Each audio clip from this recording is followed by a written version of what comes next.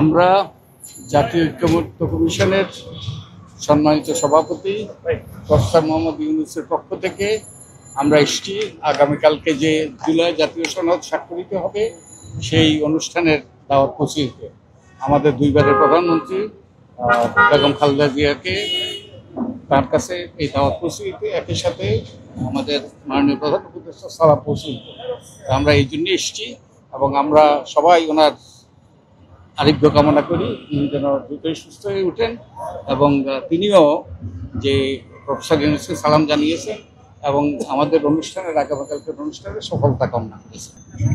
তেমন বিস্তৃত কথা হয়নি, কিন্তু আমরা তো যেটা দেখেছি এবং তিনি যতটুকু বলেছেন তিনি অত্যন্ত আনন্দিত হয়েছেন এবং তিনি এটাকে স্বাগত জানিয়েছেন এবং তিনি মনে করেন যে এটা বাংলাদেশের জন্য একটা নতুন একটা বিরাট মাইল ফলক এবং বাংলাদেশের জন্য একটা সুন্দর ভবিষ্যৎ সৃষ্টি করার ব্যাপারে এটা গুরুত্বপূর্ণ ভূমিকা পালন করবে। আমরা জানি যে কালকে বাংলাদেশে যে জুলাই জাতীয় সনদ 2025 স্বাক্ষরিত হতে যাচ্ছে, এটা বাংলাদেশের রাজনৈতিক ইতিহাসের একটা সবচাইতে বড় ঘটনাগুলোর একটি।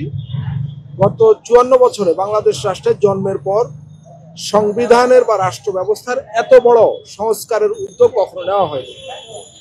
তো এই জুলাই সনদ স্বাক্ষরের যে ঐতিহাসিক অনুষ্ঠান হতে যাচ্ছে, সেই অনুষ্ঠানে বাংলাদেশের গণতন্ত্রের একজন অবিসংবাদিত নেত্রী হিসাবে বেগম খালেদা জিয়ার উপস্থিতি এটা খুব স্বাভাবিক একটা ডিমান্ড।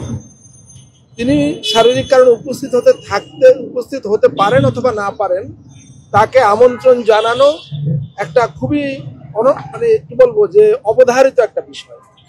তো জাতীয় ঐক্যমত্য কমিশনের সভাপতি এবং প্রধান উপদেষ্টা প্রফেসর মোহাম্মদ ইউনূস তিনি খুব অগ্রাধিকার ভিত্তিতে বা বিশেষ গুরুত্বের সঙ্গে তাকে আমন্ত্রণ জানাবার জন্য আমাদেরকে পাঠিয়েছেন।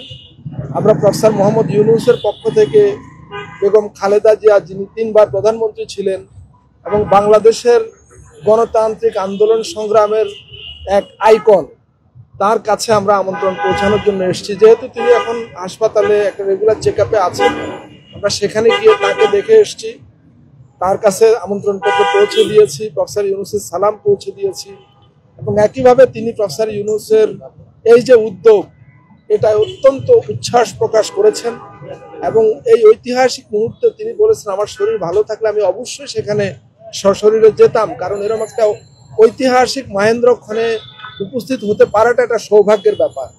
তো যেহেতু তিনি হসপিটালে, তার পক্ষে হয়তো সম্ভব হবে না যাওয়া, তিনি এটার সর্বাঙ্গীন সাফল্য কামনা করেছেন। ব্যক্তিগতভাবে প্রফেসর ইউনূসের প্রতি তিনি তার যে সমর্থন এবং তার যে দোয়া তিনি সেটা আমাদের কাছে পুনঃপ্রকাশ করেছেন এবং তিনি বলেছেন যে এই সংস্কার প্রচেষ্টার সঙ্গে সর্বাত্মকভাবে তিনি এবং তার দল আছে।